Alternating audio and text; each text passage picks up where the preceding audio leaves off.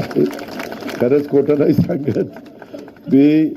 ते लोकसभेचा निकाल लागल्यावर विचार करत होतो, याला सरकार तर आलं पाहिजे, 40-50 आमदार आपल्या बरोबर आले, उद्या ते म्हणले यायला हे घेऊन गेला ना आमचं वाटोळं केलं, त्याच्यामुळे त्यांचंही वाटोळं व्हायला नको ना आपलंही वाटोळं व्हायला नको, त्याच्याकरता आम्ही तो विचार करत होतो. परंतु चांगल्या चांगल्या लाभाच्या योजना आणि गरिबाकरता देण्याचा आम्ही प्रयत्न केला. त्याचं आमच्या बहिणींनी स्वागत चांगलं केलं आणि मग बहिणींनी आमच्या मेवण्यांचंही ऐकलं नाही. आज जाऊन कुठं बटणं दाबायची तिथं दाबली.